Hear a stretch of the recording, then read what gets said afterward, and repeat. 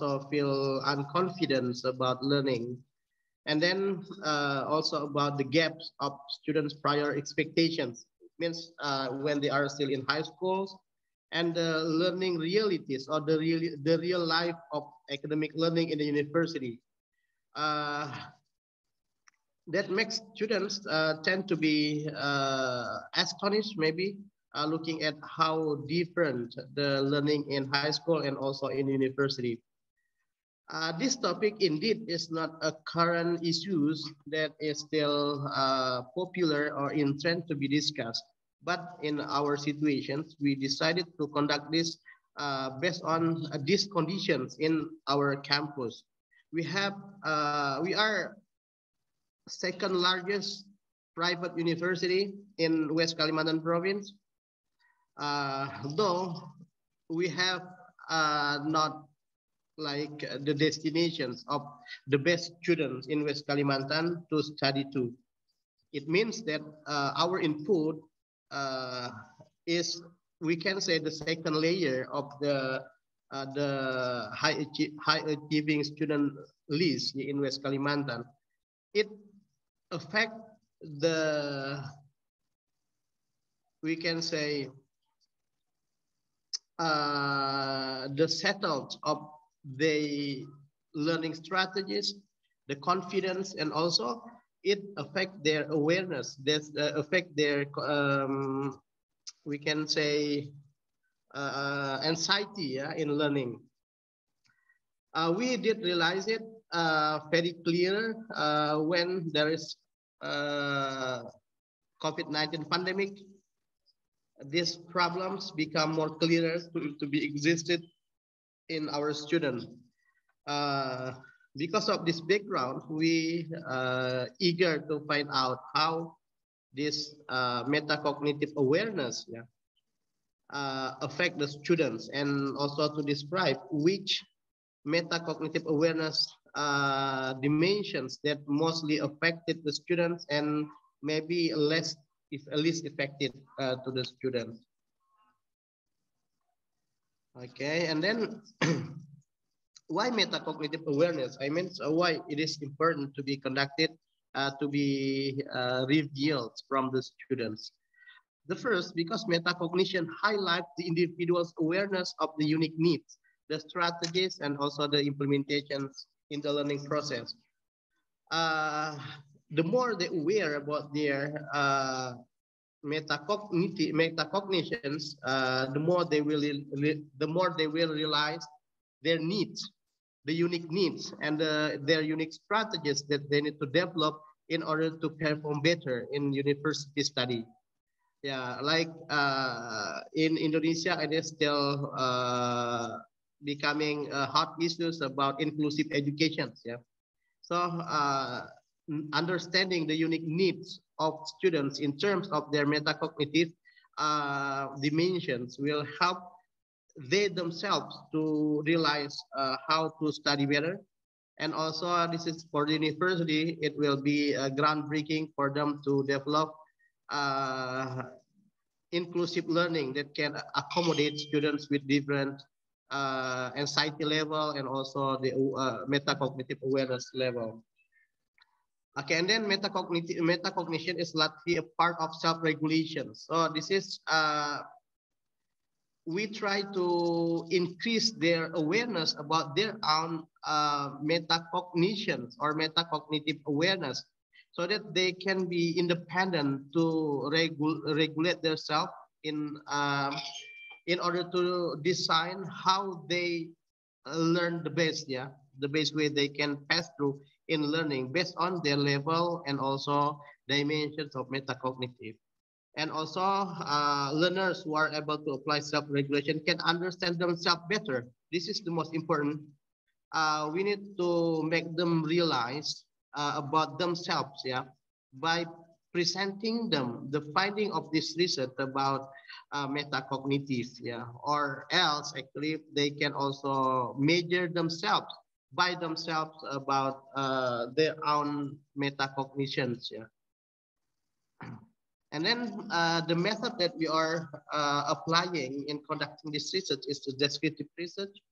in the form of cross-sectional survey involving 420 respondents from all academic years and also various background, including we consider the student performance, achievements, and then academic levels, city of origins, and also some other aspects that we also involved in order to gather 420 respondents. Yeah, out of around 600 students in the in this level. Yeah, so it's like we are involving more than 75% of the population for this. The instrument is adopted from Straw and Dennis in 1994.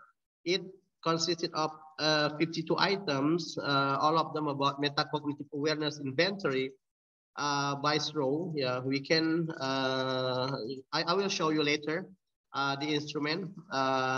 It is in our articles, yeah, that we have already submitted to the committee. Okay, and then the finding of this research, we have found a number of informations that we can summarize in here. The complete one, of course, we presented on the articles, but on here we just the general findings. Yeah, there is a high level of metacognitive awareness with a score of 86%. Yeah, it is a good news for us actually. That by having this high awareness, it means that they know themselves better. Yeah.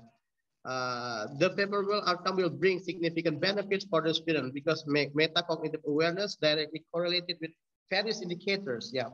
So based on the previous researchers conducted by the researchers in this area, they found out that the higher the metacognitive awareness level, then will bring or maybe can potentially affect the improvement of academic success, including the overall grade point average, the score that is now become the indicators of student achievement in Indonesia.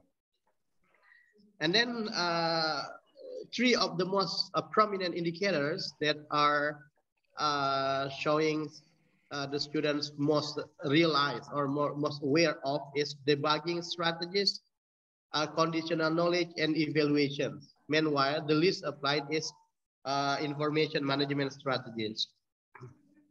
And then the two certain items that we have considerably much lower score. This is the least aware by the students is remembering information and using picture or diagrams in the learning process. This is quite surprising for us actually. In one aspect it's surprising, but in the other aspect it also confirms what we have also have ever heard about recent findings that with the advancement of technology, like we have cell phone and also internet, the remembering ability of students decrease. Yeah, because they have everything in the phone and they have everything in Google. Yeah, and this finding also confirms that findings that the least aware of the student is remembering information, where instead this is one of the most important things for us to have actually. How to memorize information, to remember information in order to develop new knowledge. Yeah, and using pictures or diagrams in the learning process. That is the least aware by the students. Yeah. The conclusions in general is that the finding of this research shows the students' unique strengths and weaknesses. As we have presented previously, that the strength, three of the strengths that they shows in the awareness is about the debugging strategies. I will show you what items that we put under debugging after this. Yeah, conditional knowledge and evaluations. This is their strength. And then the least one, their weaknesses are the remembering informations and using pictures or diagrams in the learning processes. Yeah.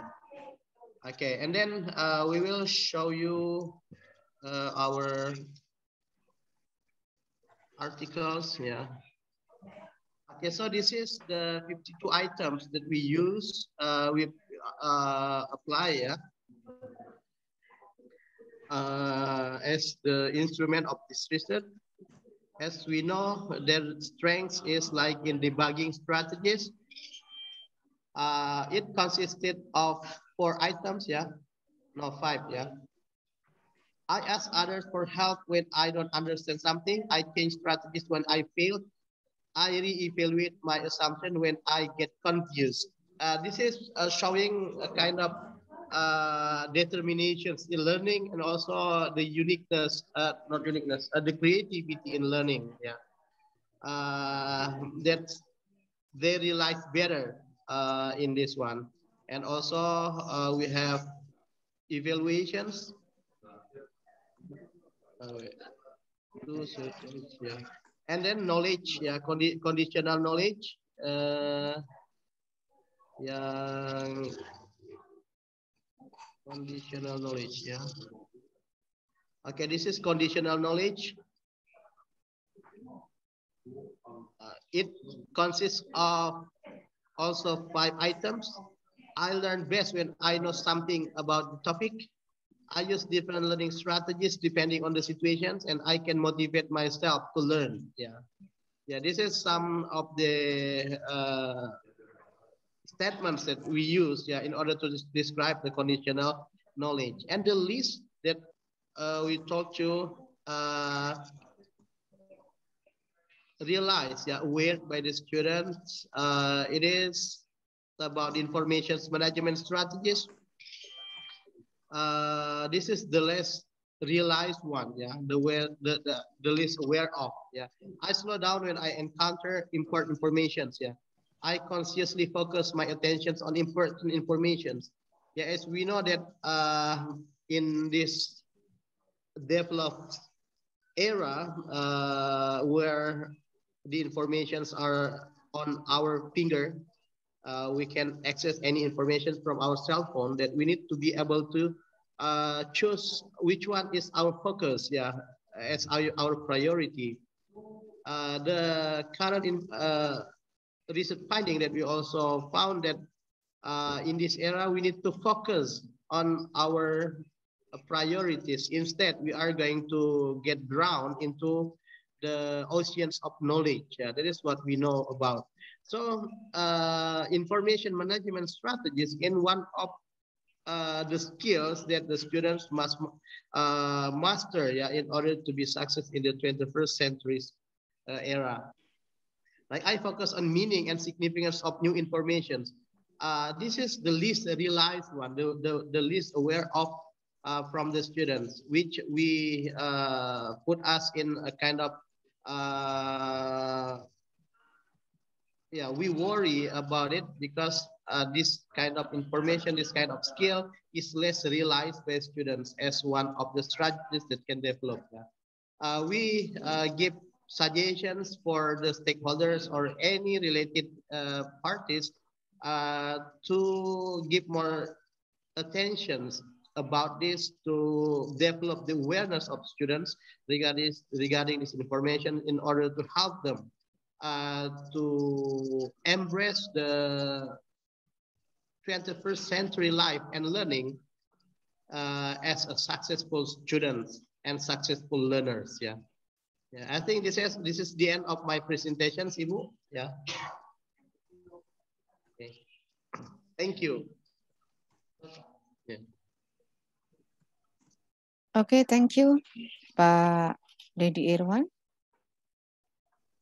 Amazing presentation. Thank you, Ibu. Yeah, okay. Yeah, for the participant, we can discuss. Pass maybe. Some questions, yeah.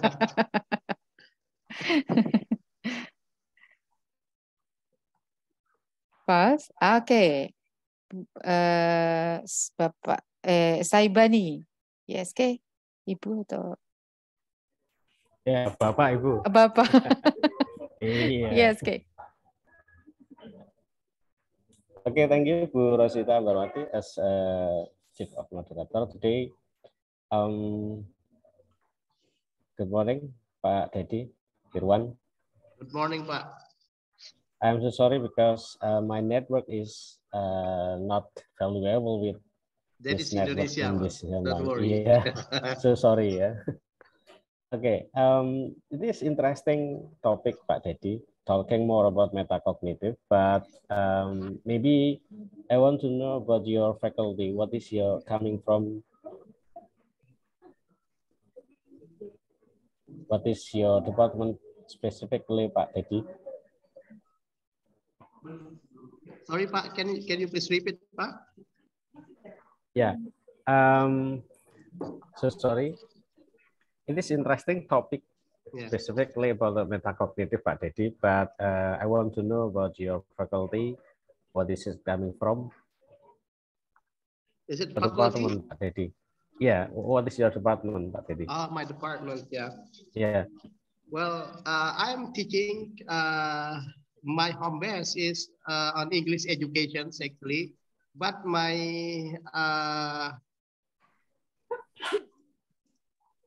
say education background is I'm in education evaluations and measurement for my master and my PhD. Yeah.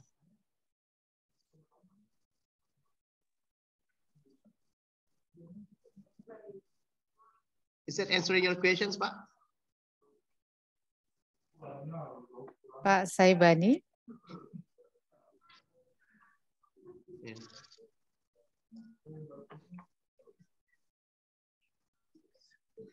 Yeah, actually, my research area was most about the school improvement and school effectiveness. That's why I was so interested, enthusiastic, yeah, to discuss with Miss Gladys research, yeah, because that's mostly related to my research area. Yeah.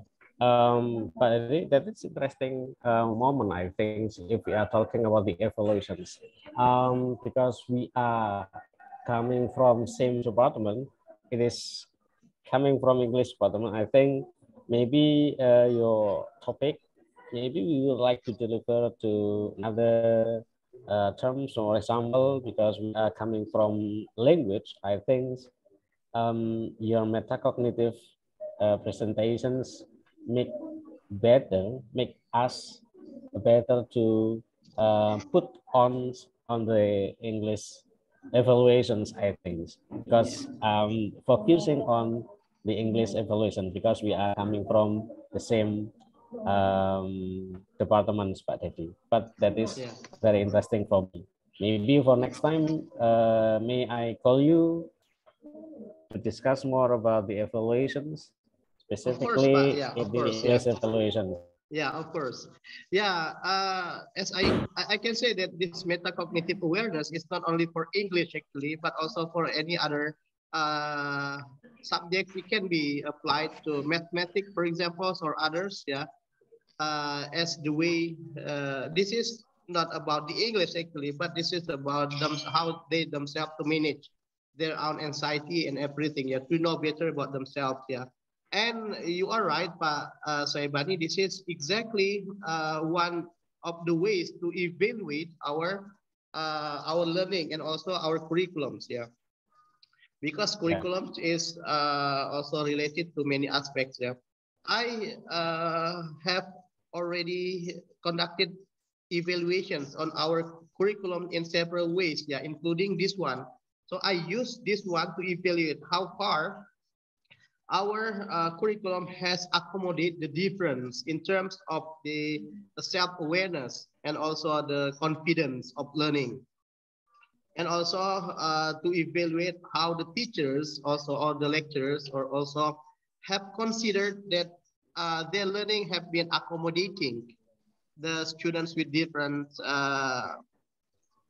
confidence in learning and also self-awareness, high level of the different level of self-awareness.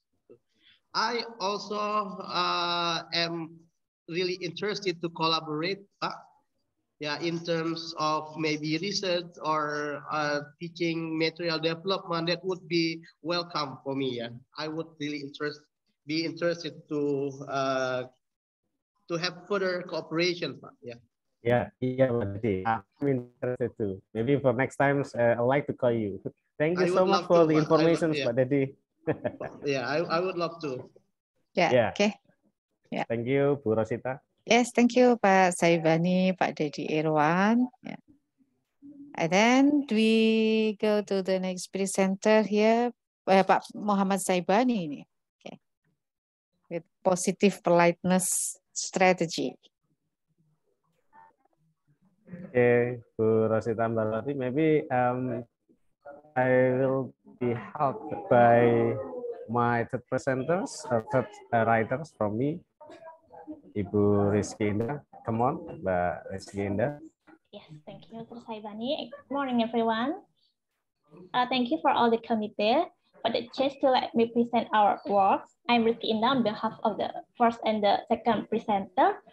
And now I will show our recorded video presentation.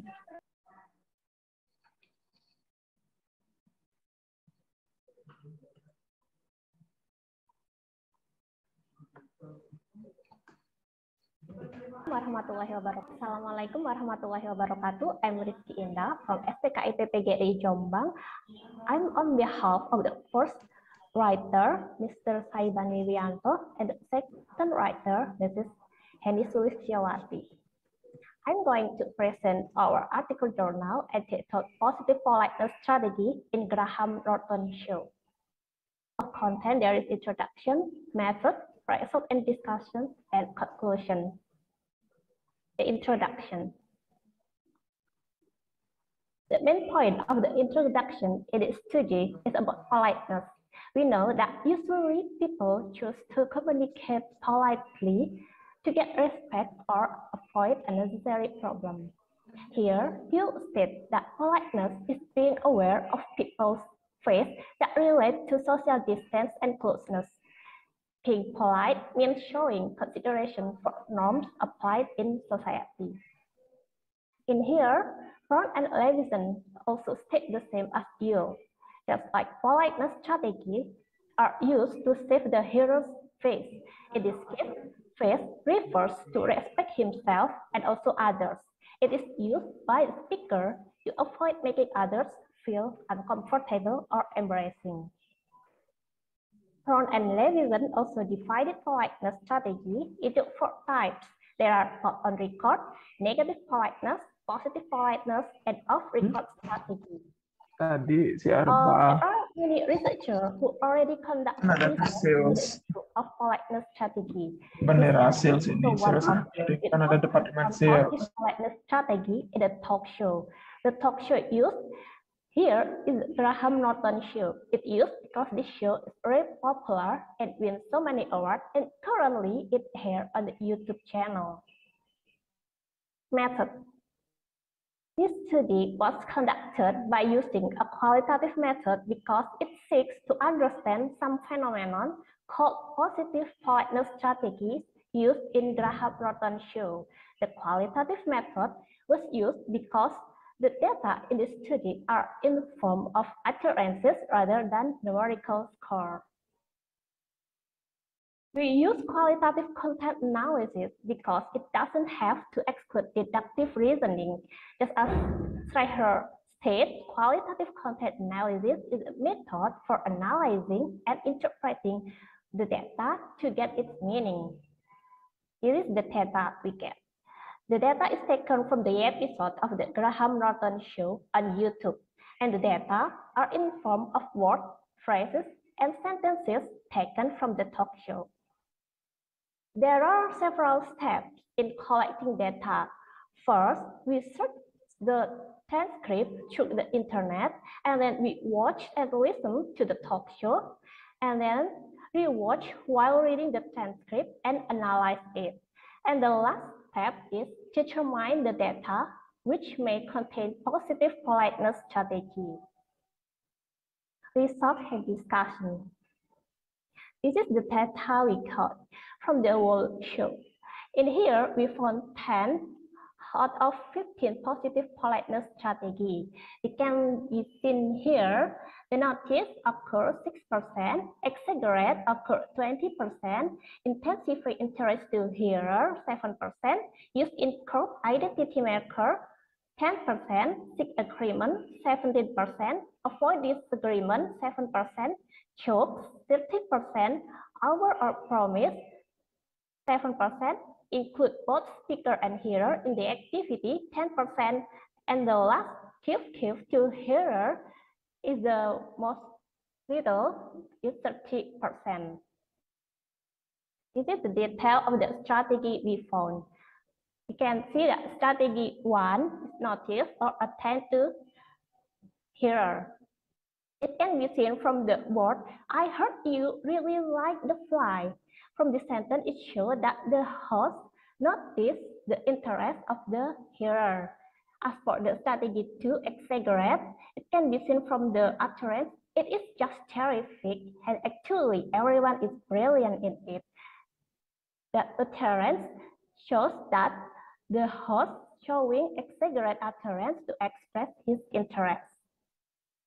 Strategy 3, intensify interest to hearer. It can be seen from the word because you own 60,000 acres of it. And here, if the host exaggerates his response to intensify his interest to the guest. For the strategy 4, use in-group identity marker. In strategy 5, seek agreement. You can see the host that side Wyoming it is, and the guest answer Wyoming yes. Repeating the speaker as an answer is a characteristic of the positive politeness strategy 5. And for strategy 6, avoid disagreement. It can be seen from the utterance, I can't offer you cash, but we can offer you another honor. Here, using fake words that not to be seen to disagree is the main point of the strategy 6. And there is strategy 8, jokes. Did they ship in alligators? The host gave joke about what the guest saying to put the guest at ease. And we have strategy 10, offer or promises. You can see here, I promise you a great time, cook and pie ticket. It can be seen clearly that the speaker promised a good time if we buy a ticket. So it can be categorized as a positive politeness strategy 10. Next, strategy 12, include both speaker and hearer in the activity. Here, the host used word Let's talk about a movie that Benedict is in. The word let's refers both speaker and hearer to a conversation. And the last we have strategy 15, give to hearer. There is a nice string for you. The word for, which implies offering something to the hearer in order to make the hearer feel cared about. And calculation. There are 10 out of 15 positive politeness strategies from 30 data in this talk show. The exaggerate, interest, approval, sympathy with hearer is the most dominant type of the positive politeness strategy used in Graham Norton show with 6 data. Exaggerate became dominant type of positive politeness in Graham Norton show because everyone in there tend to save the hearer's positive face by using an exaggerate expression. This strategy is to point the speaker's feeling toward the hearer, which may include interest, approval, or sympathy. Thank you. That's all. Okay, thank you, Ibu Rizky and Pak Saibani. Yeah, this is very interesting. You're welcome. Yeah, talking about politeness, positive politeness strategy. Okay, we invite for the participants here.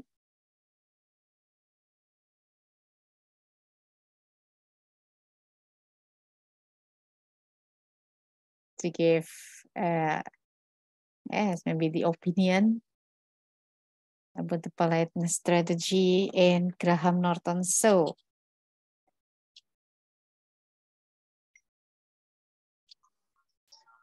Yeah. Pak Dedi? Yeah, this is very interesting. Yeah. Yeah, okay. Yeah. I'm just curious. Yeah. Why that show? Yeah. Why not others? Norton What show. makes it so special? Yeah. Yes, okay. Yeah. Okay, Pak Saibani. I will answer it, ma'am.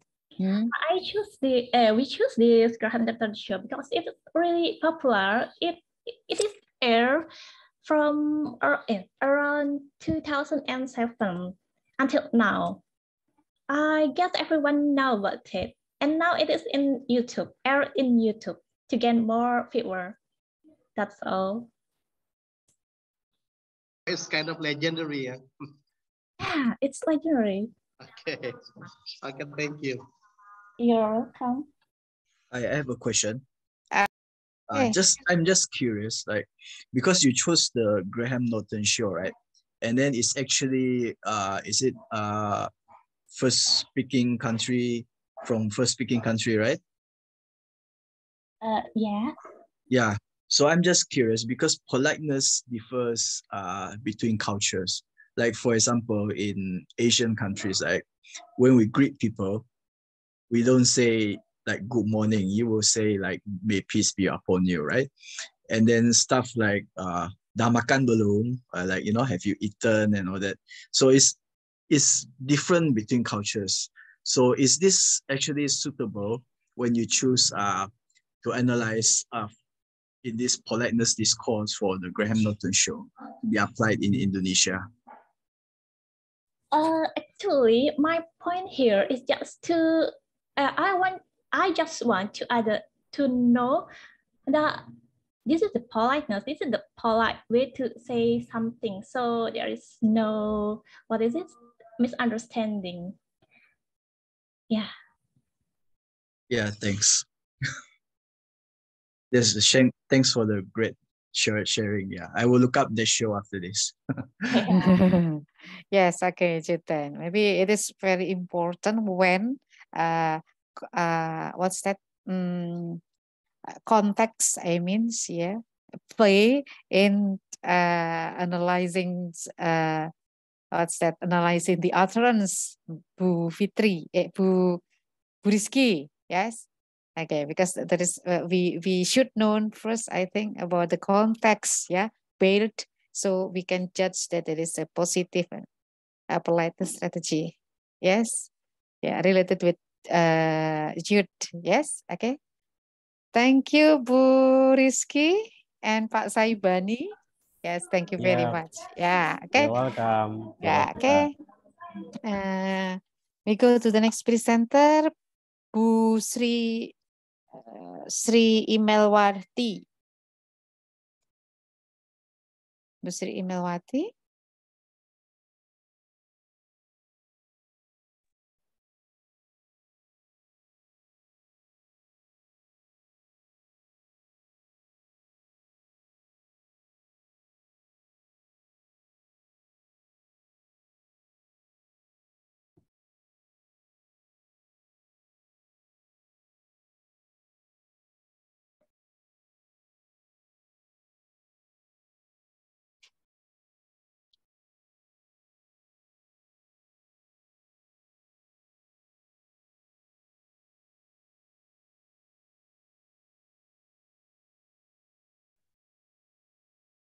Good morning, Bu Sri.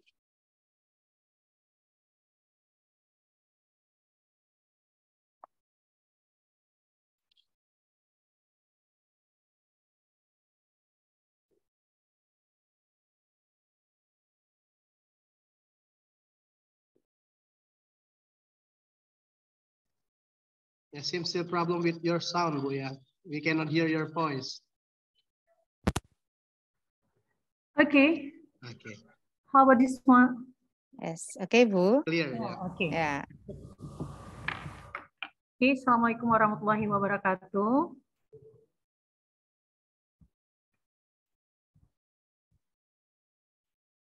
Okay, thank you for this occasion. Okay, we would like to share our study, our paper in here. Okay, can we share our...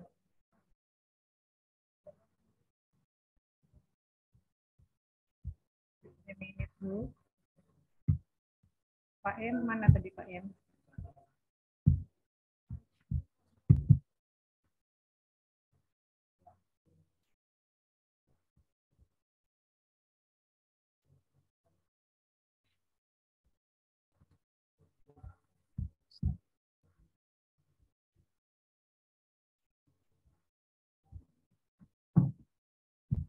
Sebentar ya Bapak Ibu, karena kami lagi di perjalanan, jadi dari tadi sudah join ini masalah sinyal lagi Bu, sebentar ya. Pak En kenapa hilang? Enggak apa ya? Jadi enggak bisa.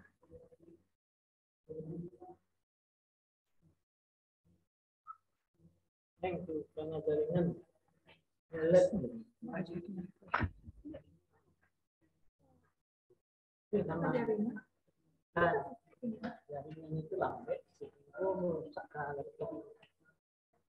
jaringan lambat itu ambil laptop. Oke, sudah.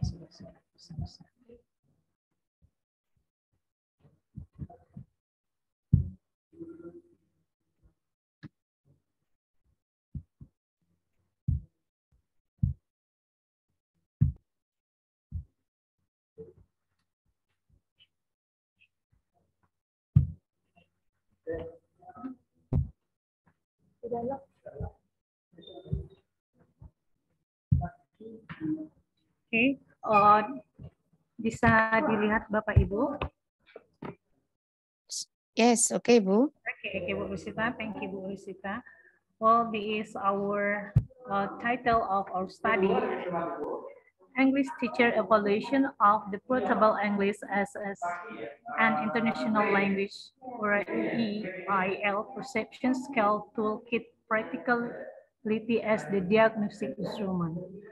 So that the study aim is to report the English teacher evaluation concerning the practicality of the portable English as International Language Perception Scale Toolkit. This device could be used by English teacher to identify their student perception of English as international language, and its results are used as reference for designing teaching material with English as international language oriented. So that there are some expert opinion in developing of the portable EIL perception scale toolkit as the diagnostic instrument. There are first Matsuda stated that EIL is a function that English performs in international multilingual context to which each speaker brings a variety of English that they are most familiar with, along with their own cultural frames of references, and employ various strategies to communicate effectively. In the other opinion, Kachru, respecting that the teaching of English as international language in expanding circle context, it is essential to identify the English language linear orientation toward English as international language initially, because according to Kachru, Indonesia as an expanding cycle context in using English. And then to provide the teacher practitioner with information about their student learning need of the English International Language Program, a diagnostic assessment is required. So that the study provides prospective value to teacher of knowing what an increasingly diverse population of learning bring to classes, and also because diagnostic assessment correlates with current constructivist theory. And also the other opinion based on Lee and Drajati 2019 state that the English as International Language Perception Scale was adapted as the diagnostic instrument in EIL pedagogy.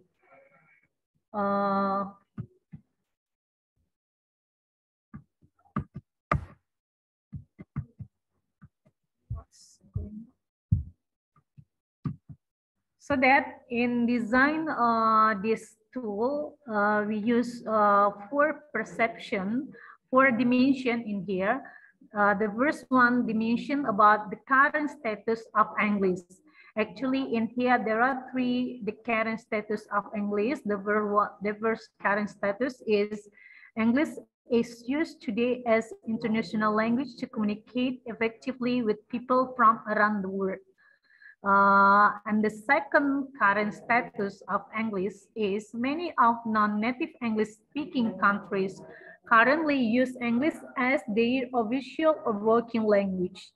And the last is English is the language of business, culture, and education around the world today. And then the second dimension is about varieties of English. In this dimension, we looked at the varieties of English in different varieties of English, such as Hong Kong English, Indian English, Singapore English are acceptable today. And the other varieties, we also see that teachers can use English listening material that are recorded by people who have different kinds of English accent. Then different other varieties of English, such as Indonesian English, Taiwanese English, and Japanese English are also acceptable today. The last varieties of English in this dimension is teachers can include the interaction between non-native and non-native English speaker. For example, Indonesian Japanese speaker in English listening material. In developing this tool, we also use the next dimension. The dimension is about strategies for multilingual and multicultural communication. In this dimension, we see that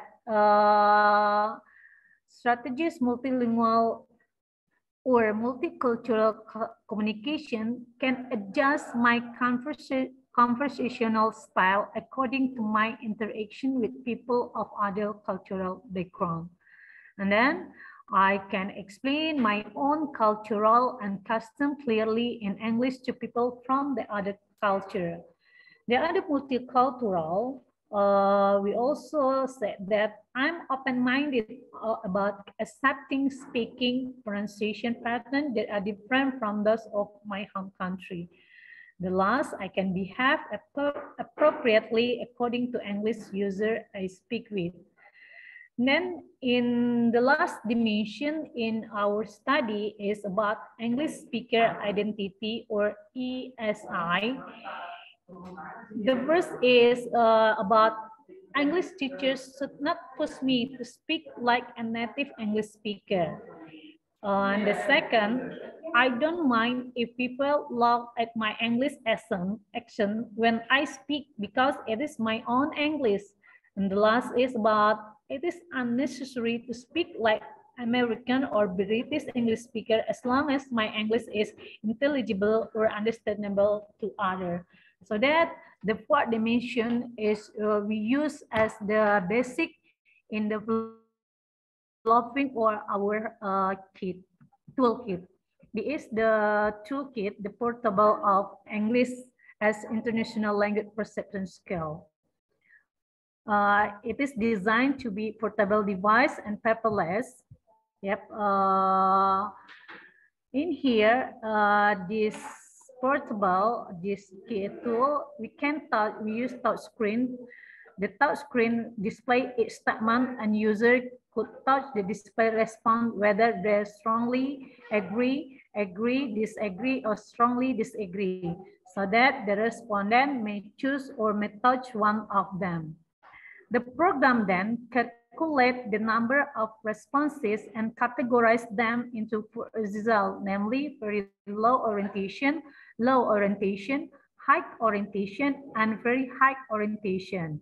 This calculate we can see at the end of the question in this tool. Okay, then the method of the study is the participants were purposely selected and invited into a focus group discussion or FGD meeting for a group interview.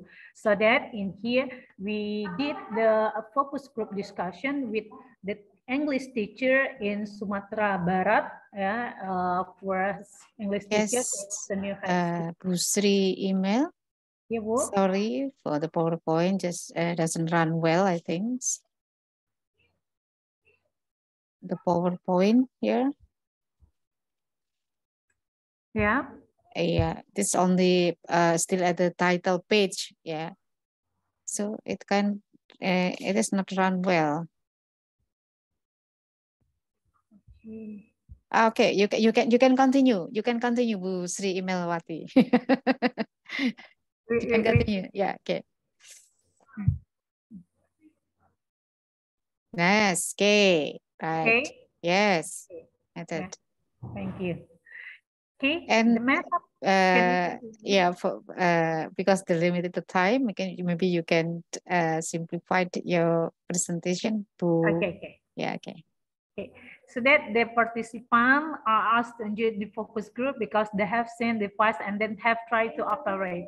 Then the key finding in our study is the first one: this device has an amenity for the teacher, as it helps teacher to identify the student English as international language orientation, not only for the student, but also could know their own orientation.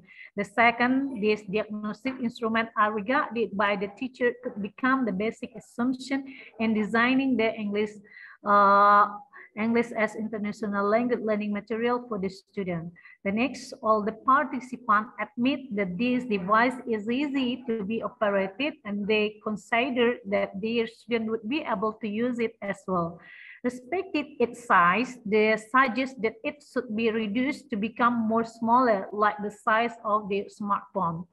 And then the color preference for the screen display color was light, and they suggest the latter font size to be much bigger and fewer time New Roman as the theme font. So the result, we can conclude that the result of English teacher examination in relation to practicality ELP scale tool, so that device need more minor improvement in terms of its amenities, shape, size, and screen display. Okay, thank you for this presentation. Thank you, Bu. Yes, okay, Bu Sri Imelwati. Yeah, very interesting.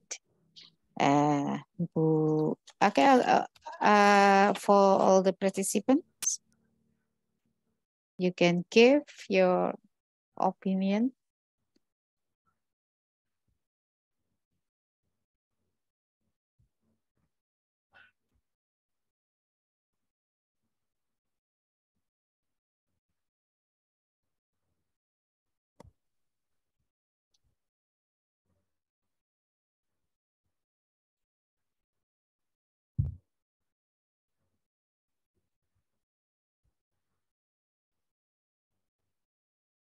Maybe you can stop your sharing to Sri email. Okay. Okay. Yes, okay.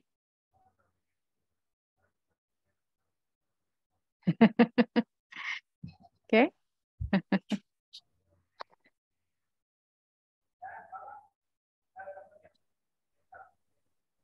Maybe there's no question. Maybe. It is not any question, Bu. Yeah, okay. Maybe for Bu, sorry, Gladys. She's still interesting in learning something like that, but maybe Okay. No. Yes. Okay. Yeah. Thank you, Bu Sri Imelwati. Yes, nice presentation. Okay. Yeah. Okay. We can move to the next presenter. Yeah. Bu Ina Hamida Zusvindana. Bu Ina Hamida. Bu Ina.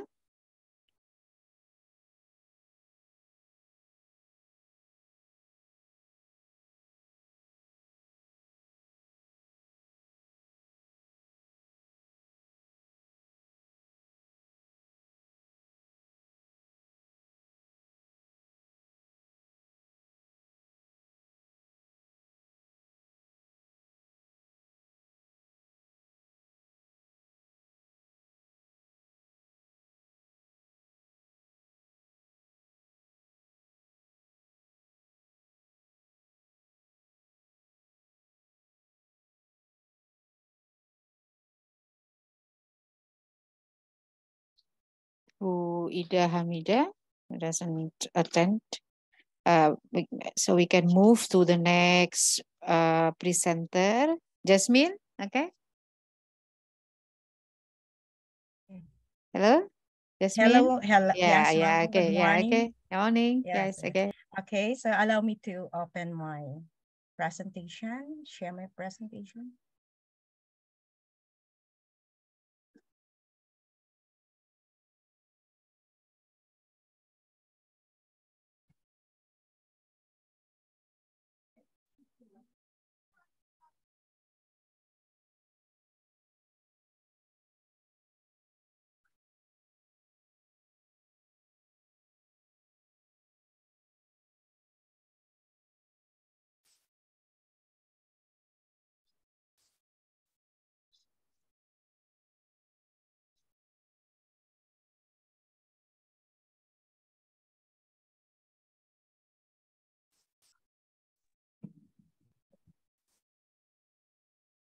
We cannot hear the voice.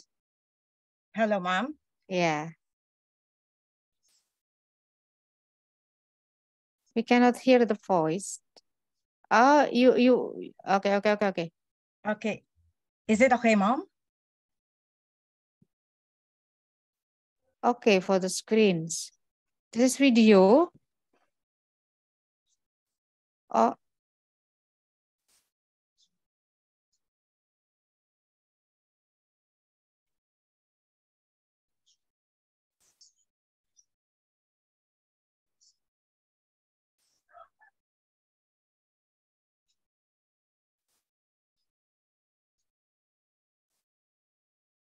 Maybe you can share the sound, share the voice.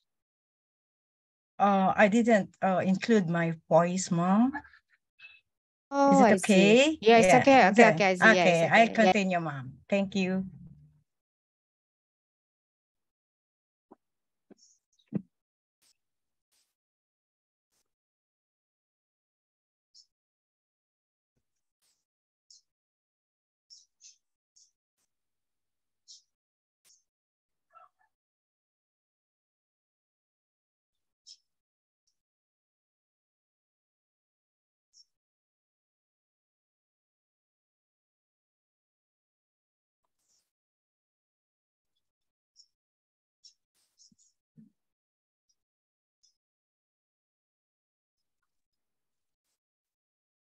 Okay, sorry, Jasmine, may I help you to share the video?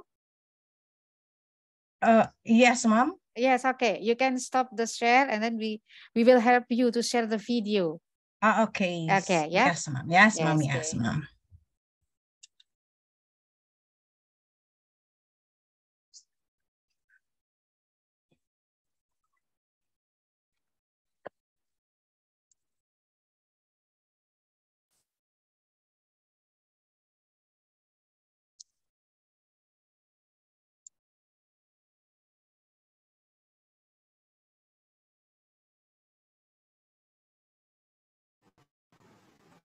Good day, everyone. This study is on the acceptability of the integration of Luzon Philippine State College to Ilocos Polytechnic State College through House Bill 8188.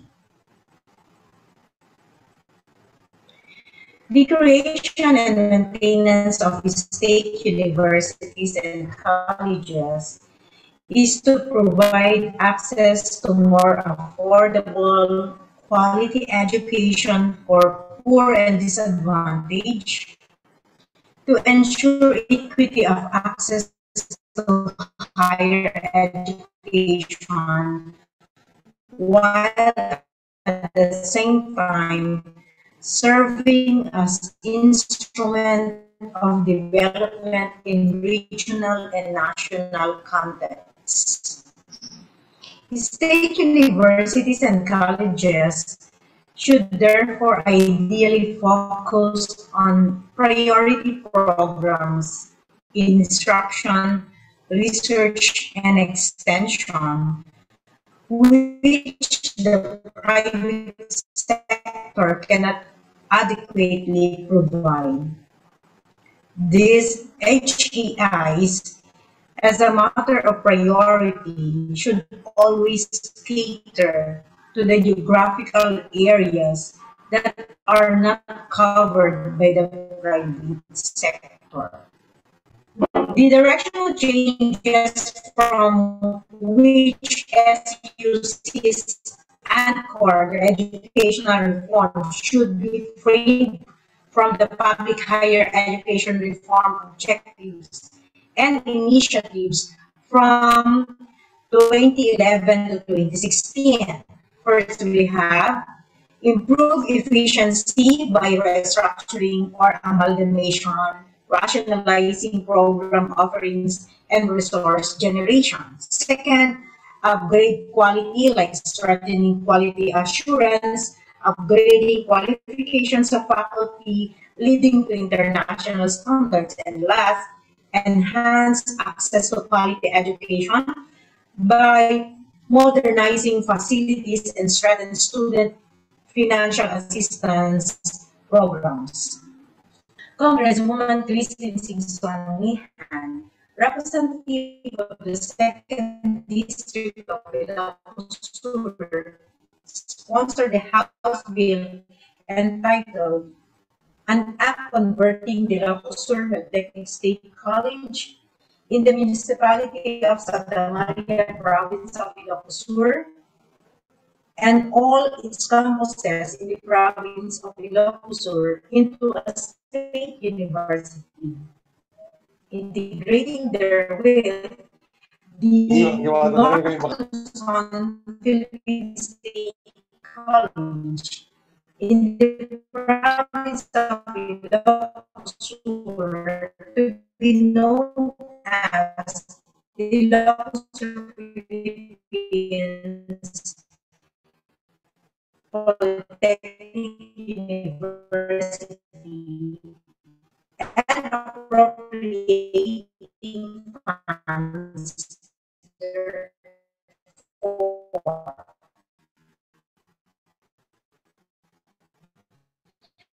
On February 11, 2021, the Board of Trustees of NLPSC formally constituted the technical working group on House Bill 8118 through Board Resolution number 001, series of 20.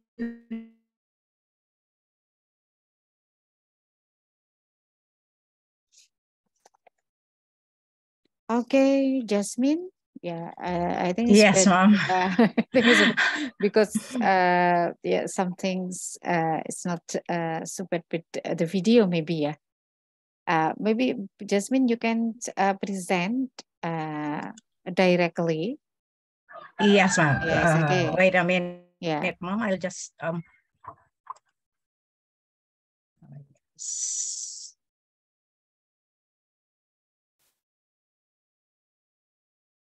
for a moment, please. I'm looking my presentation.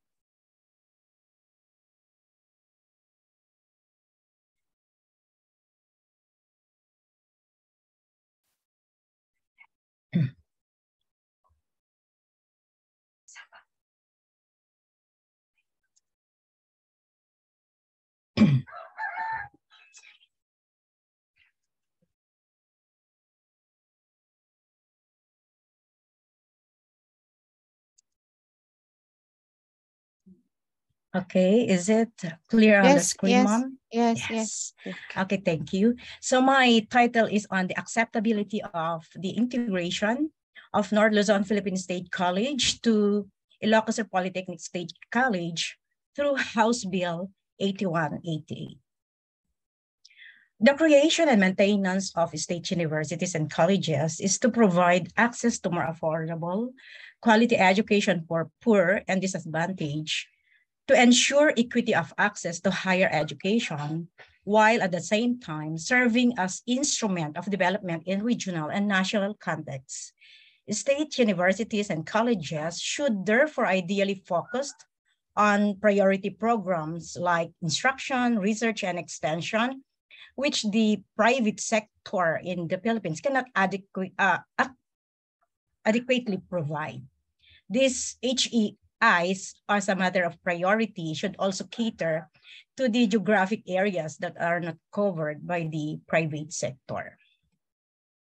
So we have here NLPSC, the North Luzon Philippine State College at Candon City, Ilocos Sur, Philippines, and the Ilocos Sur Polytechnic State College located at the main campus is located at Santa Maria, Ilocos Sur, Philippines.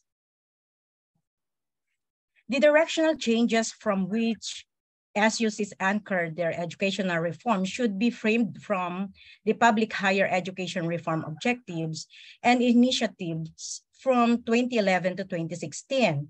First, improve efficiency by restructuring or amalgamation, rationalizing program offerings, and resource generation.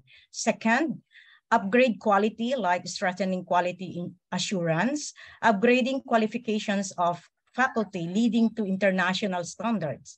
And C, or the third one, enhance access to quality education by modernizing facilities and strengthen student financial assistance program. In rationalizing Philippine higher education, the Commission on Higher Education, or the CHED, presented in the strategic plan for 2011 to 2016 that amalgamation is a strategy towards rationalization. Amalgamation in higher education institutions among state universities and colleges may change the structure, function, and character of individual institutions and that of national system of higher education. Merger would be used extensively as a mechanism to further the bureaucratic control of higher education and to enforce the political will of governments on his sector of public activity. Congresswoman Christine Singson-Nehan, representative of the 2nd District of Ilocos Sur, Philippines, sponsored a House bill entitled An Act Converting the Ilocos Sur Polytechnic State College in the municipality of Santa Maria, Ilocos Sur, and all campuses in the province of Ilocos Sur into a state university, integrating therewith the North Luzon Philippine State College, or NLPSC, in the province of Ilocos Sur, to be known as the Ilocos Sur Philippine Polytechnic University, or IPSU, and appropriating funds therefore. On February 11, 2021, the Board of Trustees of NLPSC formally constituted the Technical Working Group on House Bill 8118 through Board Resolution number 1, series of 2021, which was tasked to do a consultation process through a survey, which will serve as the basis of a board resolution reflecting the collective decision of the BOT's agreement on the said bill. This study was conducted to determine the acceptability and perception level of administrators, support staffs, faculty, students, and stakeholders to the integration of NLPSC to ISPSC. We made use of mixed method of research and a purposive sampling where there were 5 administrators, 15 support staff as the heads of offices, and 135 faculty members identified as respondents. However, only 102 faculty were present during the conduct of the study. Likewise, 358 students were randomly selected from the 3,300 enrollees during the second semester of the school year 2020 to 2021, and 18 selected stakeholders, which include the parents, LGUs, or the local government units, and community workers, with a total of 498 respondents of the study. In our research instrument, part 1 used to gather data on the acceptability on the integration of NLPSC to ISPSC, while part 2 was used to gather data on the perceived result of the integration, and the last part was used to gather data on the sustainability after integration. The questionnaire was subjected for content validation. The instrument has a validity index of 4.58, which is very highly valid. And we have here the result, where we have the highest value obtained as to the acceptability level was from the welfare of the students, with a mean of 4.46, meaning they strongly agree or totally perfectly accepted the integration. On the second table that will answer our SOP number 2 is on the level of perception along the results after integration, where the highest mean obtained was on the resources. So they believe that the integration will have more resources in the university as to meet all the needs of students and the stakeholders, as to also the administrators. For the problem table or SOP number 3, on our table 3, shows or depict the frequency count and percentage on the sustainability of the integration of NLPSC to ISPSC. So looking into it, all of these respondents agree on the integration, or the sustainability will exist to NLPSC and to ISPSC. Likewise, on problem number 3, shows the significant difference among the groups on the acceptability and perception of integration. And we can see that the p-value is less than 0.01. So it means that there is a significant difference among the respondents on the acceptability and perception. As to the significant difference, just a continuation of table 3. And that respondents perfectly accept the integration of NLPSC to ISPSC, where they strongly agree that it's for the welfare of students, administration, and community. They also strongly agree that if NLPSC will be merged, it would benefit the research and extension programs of the institution. almost all respondents has a very high perception that integration benefits the teaching and learning that will lead to a quality education. They highly perceive that accepting it would have a good result or effect along resources. Thus, they highly perceive that the result of integration benefits research and extension program of the institution that will open opportunities for the employees, students, and stakeholders. In the next presentation, the result of the qualitative data where we have a common perception as to the welfare of all the respondents. We come up with the following recommendation based on the results of our study. First, the administration should create policy measures to promote collaborations and consolidations along instruction, research, and extension. Second, government should continue to support the implementation of the policies, programs, and projects of the college for the welfare of students, faculty, and staff, and the community. So that's all. Thank you very much. Thank you, Jasmine. Very informative, and we invite for the participant, if you have an idea or opinion, you can share here to Jasmine.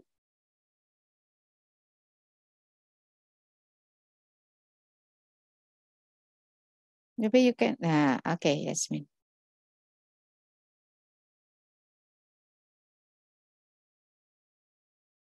Still wait? By the way, Ma'am, I have with me my co-researcher, Dr. Filipinas M. Gasalao. Okay, I see. Yes. Okay. Hello, Ma'am. She will be my companion in answering all your questions regarding our study. Of course.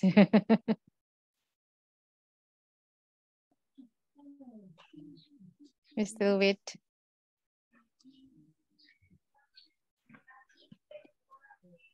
Because there is a perfect research maybe, yes. So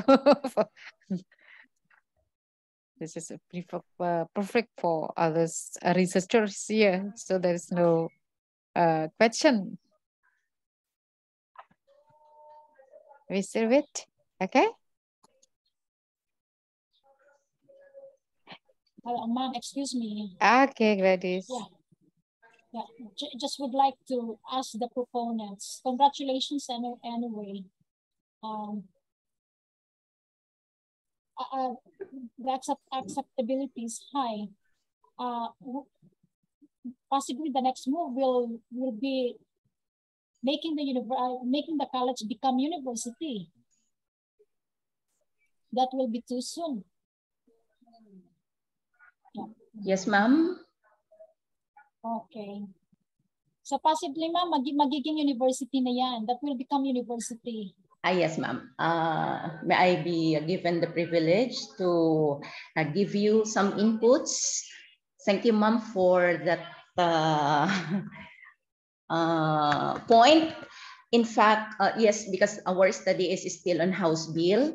In fact, our college is already preparing documents to work looking forward for a university. In fact, we have already this Republic Act 1175, and this will be for turning these two colleges into a university to be known as the University of Ilocos, Philippines, or UIP, ma'am, Gladys. Wow, that's great. Thank you, ma'am. I just would like to see, to visualize. These are two separate colleges. Yes, ma'am. These are two separate colleges located in Ilocos Sur. Our school is NLPSC, or the North Luzon, Philippines State College, is located in Candon City, of 2nd District of Ilocos Sur, and so with Ilocos Sur Polytechnic State College. but we have same author for these two colleges, ma'am. Okay. So currently, there is already a move for integration. Yes, ma'am. That was the initial stage, ma'am, before turning these two colleges into university. So we have to integrate first, integrate NLPSC to ISPSC, and then from the merging, then it will rise university. Okay, so what may happen to the accreditations of the institution of two separate colleges in case there will be integration? As far as I remembered when we had the initial meeting, I think it's the program status of Ilocos Sur Polytechnic State College that will prevail, because it's then NLPSC who is younger than this ISPSC will be merged to ISPSC. But still we have to comply with the requirements as prescribed by the Commission on Higher Education just to be with the level of this ISPSC, ma'am, to where we will be integrated. Okay. I would like to know also as to the governance and management, how it will be done. Possibly the main office will be in Ilocos. Yes. Actually, these two colleges, ma'am, are located in Ilocos Sur, both in the 2nd district of Ilocos Sur. Now, if integration will happen, which soon to be university, we were informed then that our campus, NLPSC, which is located in Candon City, will be the main campus of this University of Ilocos, Philippines. Wow. Okay, thank you for that information, ma'am. Congratulations. Thank you, ma'am. Thank you, ma'am Gladys. Yeah, thank you. Nice discussion. Okay, thank you, Jasmine. We move to the next presenter for Christian Abela.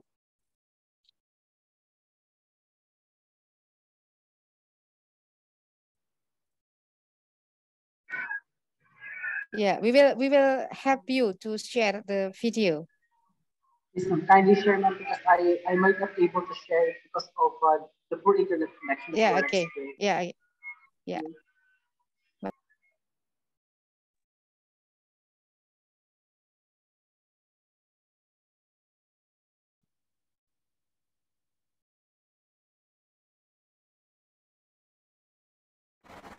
Good day to all of you, and it's a great opportunity to share with you my study entitled Baby Boomers Diaspora as Language Teachers on K-12 Shift.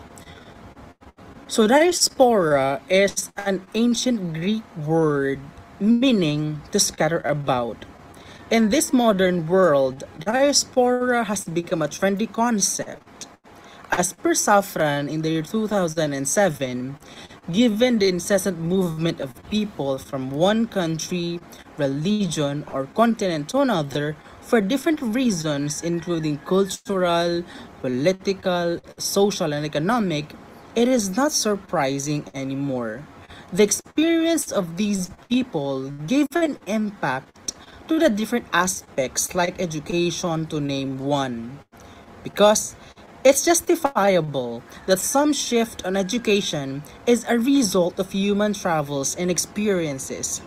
Currently, more than 140 countries including Mongolia, Ontario, Canada, Poland, Turkey, and the Philippines offer or in transition to what has become the international norm for pre-tertiary education, including kindergarten to grade 12. Focusing the lens, some reform in education has become a product of great impacts of other regions. Meanwhile, baby boomer, according to Sage Journal in the year 2020, are experienced, responsive, loyal, disciplined, workaholic, patient, productive, and problem solvers. It is on this note that this research was undertaken to raise awareness on how these baby boomers cope with their everyday teachings despite the different issues and concerns arise on the implementation of the K-12 program. This includes utilization of technology, confusion on students and teachers' roles, and the lack of teachers and learners' materials alike. In addition, it is also a question of productivity considering their age and the mastery of language taught. Moreover, it is interesting to know how they extend these characteristics as language teachers on the K-12 shift. Thus, it is in this light of this research that we can understand the lived experiences of baby boomers in teaching English. This study will offer initial empirical evidence on certain issues and concerns they have faced and encountered along the process.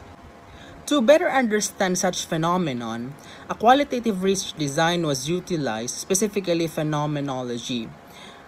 And the participants for the study were chosen using a purposeful homogeneous sampling.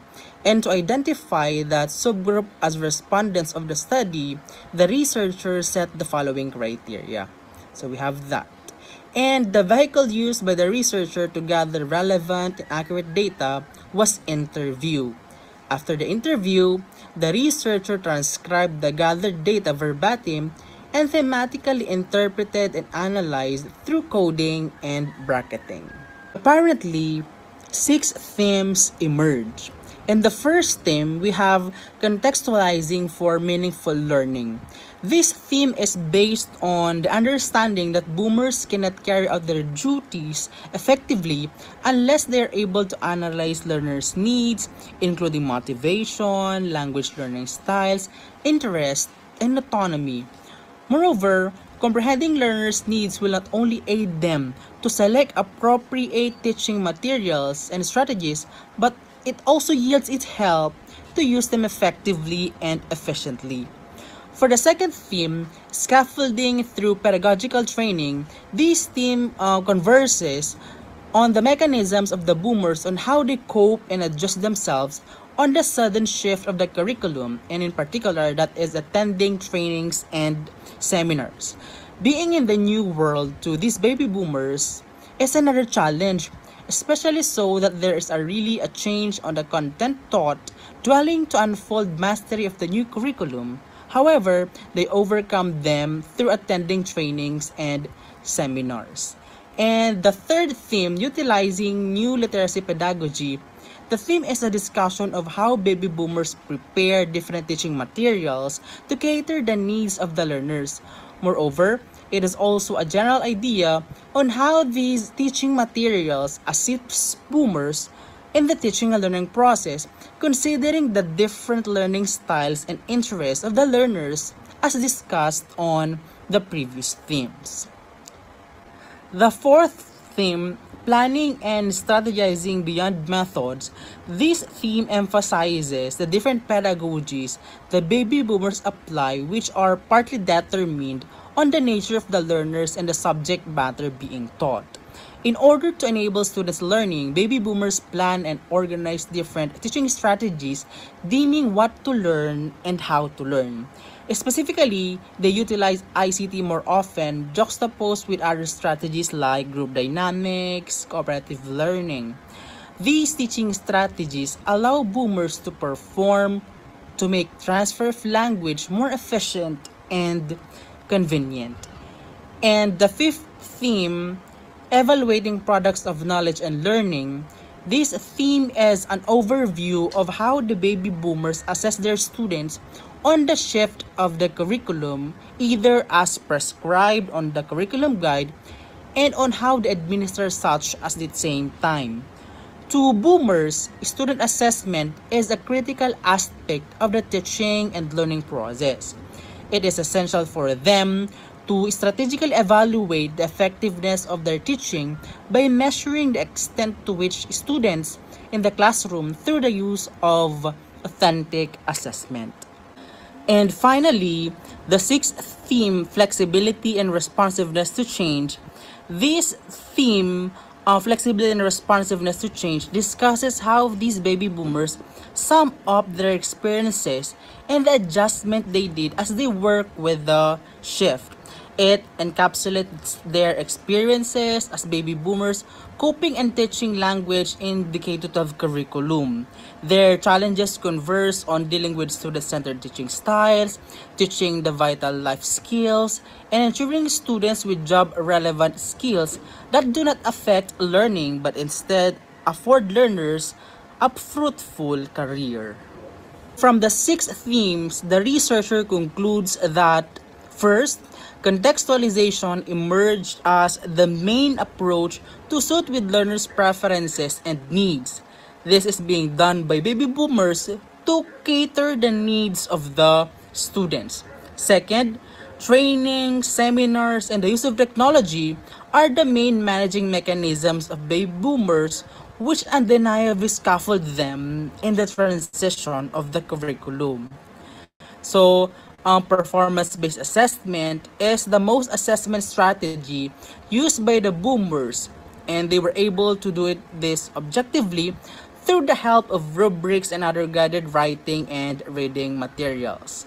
For them also, adjustment is hard. However, baby boomers were able to overcome them through various coping mechanisms, including attending trainings and seminars and asking help and assistance to their colleagues. So, it is in this light with the foregoing conclusions, future researchers and administrators should take into consideration the following recommendations. First, since it has been found out that there is still weak points when it comes to the curriculum, the government should set and formulate external experts who will evaluate or assess the program. Second, since the seminars and trainings have yielded an advantage to these baby boomers, the administration should continue conducting trainings and seminars regarding the vision and objectives of the K-12 program, okay, which focus on postmodern strategies and use of feedback mechanisms and curriculum development that will serve as their guide in the classroom setting. Third, since some of these baby boomers found manipulating ICT difficult at some point and one had been alongside with it, if it's possible, school-based ICT assistance should be given in support to boomers. Fourth, technology has been yielding its help in the language teaching and learning process. However, it is recommended that teachers and baby boomers should use it in a manner that it is applicable to instruction in order to achieve desired learning outcomes. Fifth, since the conduct of lax sessions had become beneficial to discuss issues in similar subjects, it should be strengthened to share problems, queries, and other salient points relative to K-12 implementation. And finally, since there have been limitations of the study, it requires an in-depth exploration. More participants shall be considered to gather more in-depth data involving wider number of respondents and larger locality. So that is my study. Thank you so much for listening and God bless. Okay, thank you. Yes, okay. Very interesting presentation. Okay. We give you a chance all for all the participants to give your opinions.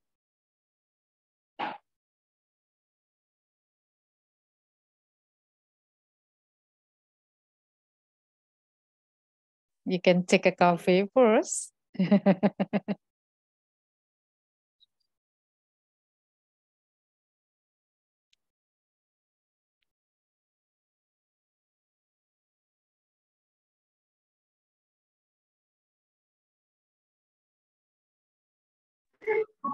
I think there are no questions.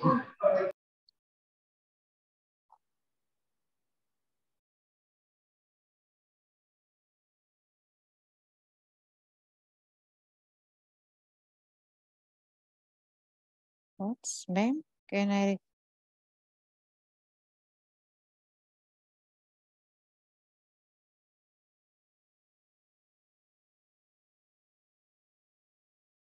Okay. This is very interesting topic talking about baby boomers. Yeah. Yeah, maybe for the next session or and on the next we will meet for further discussion about that, Christian Abela. Yes. Okay, thank you. Thank you so much. Yeah, okay, thank you. Thank you very much, Christian. So, yeah, okay.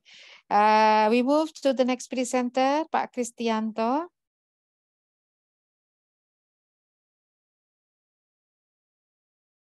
Pak Kristianto, Bapak Kristianto.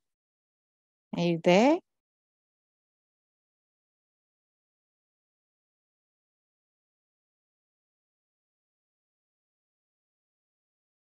Okay.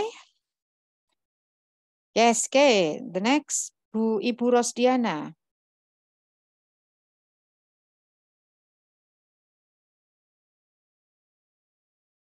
Ibu Rosdiana Mahyuni.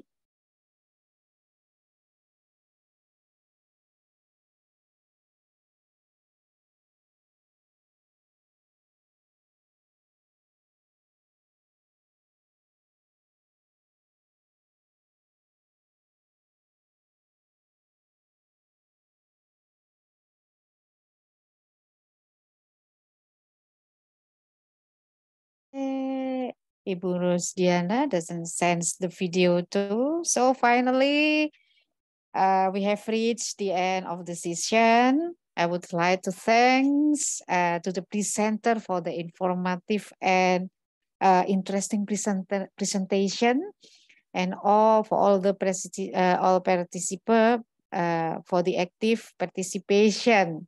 Okay, finally, applaud to the speaker and all of you. Thank you very much. See you on the next conference and goodbye. Well, thank you. Thank you, ma'am. After this, do we still you have po. formal closing? No more. Are we going back to the? Yeah, to the maybe main room? you can back to the main session, main room. I mean. Main room. Yes. Okay. Okay. Thank you very much, Mama Rosita. Thank you. Thank you.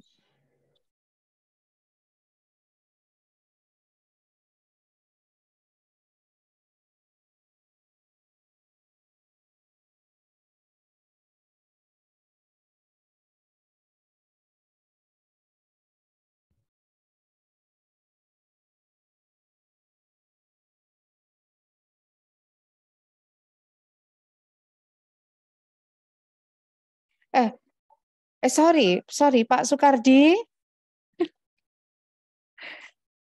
Sorry, Pak Sukardi.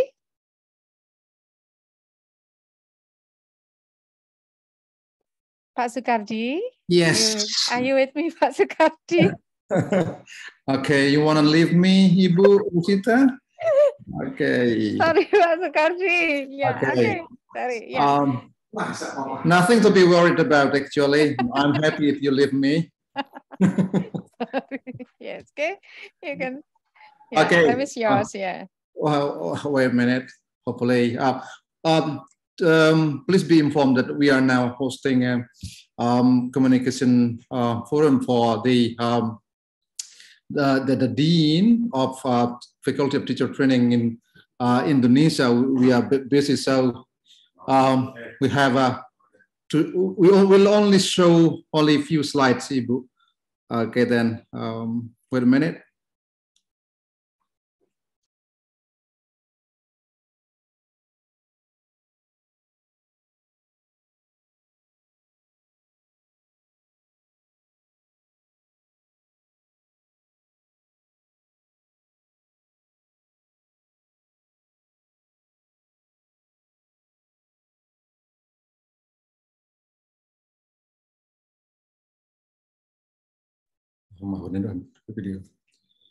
Okay. Ibu, am I audible? Are you Yes, listening? yes, Okay. yes, yes, Okay, Pak. then let me start. So the title of our article, or the title of the research is called Experiential Learning Model Design in Entrepreneurship Learning in Higher Education.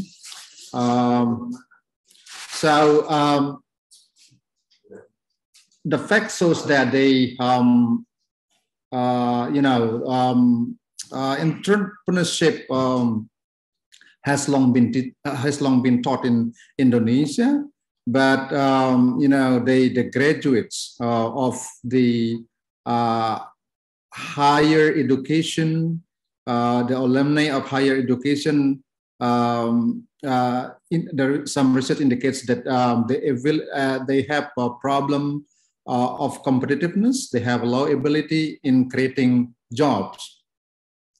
It is assumed that it is due to the quality of the entrepreneurship learning that is not based on the entrepreneurship practices.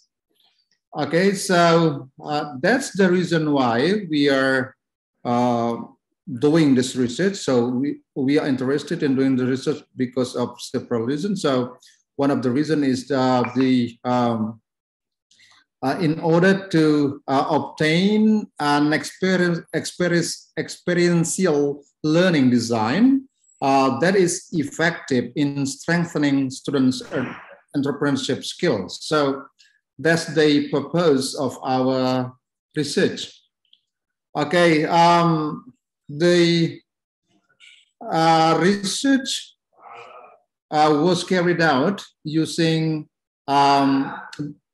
design-based research method, which involves 4 stages actually. The first one is the analysis of the practical problems, and the second one is the design and product development, and the third one is testing and refinement, and the last one is the reflection of the test and the test result, and also the model refinement. But our research focuses mainly on the second stage, which is the design development through focus group discussion, FGD, and also the questionnaire. So all the data gathered were then analyzed qualitatively. Okay, the result. Experiential learning core design components produced include the first one is the components of objectives, the second one is the audiences, and the third one is procedures, and the fourth one is the components of evaluation.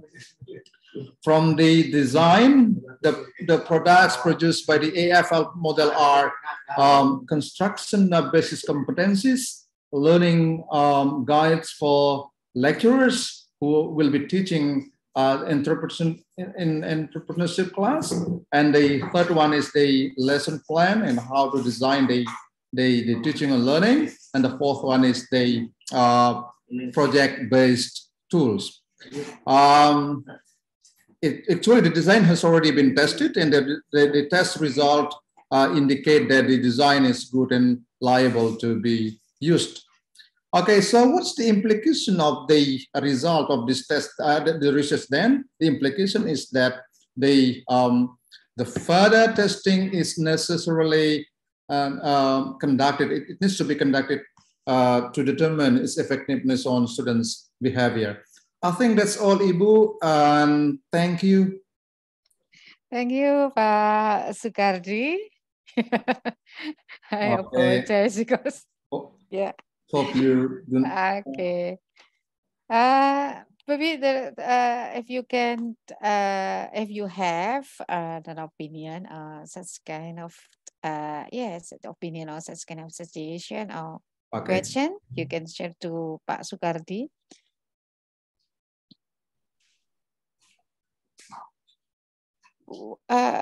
It is very interesting talking about entrepreneurship learning Pak Sukardi. Yeah. How about COPS here, Pak? COPS. Yes. COPS experiential learning? Yeah. COPS, okay. When it is applied in entrepreneurship. Okay. So teaching and learning of entrepreneurship actually has long been dominantly conducted in kind of teaching the students about theories. Okay, but now in the design and learning, experiential learning designed by COP, we are designing about how to send or to make the students involved in kind of practice, okay, in doing the entrepreneurship, Ibu. Okay. Okay.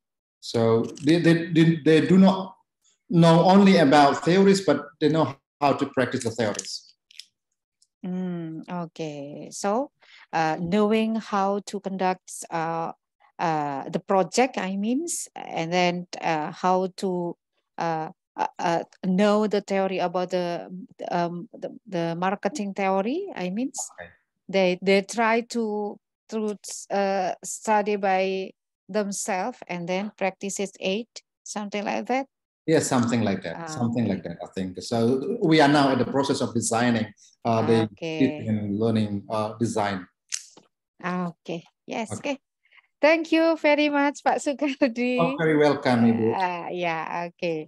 Okay, thank you very much for all the presenters, for all the participants here. See you on the next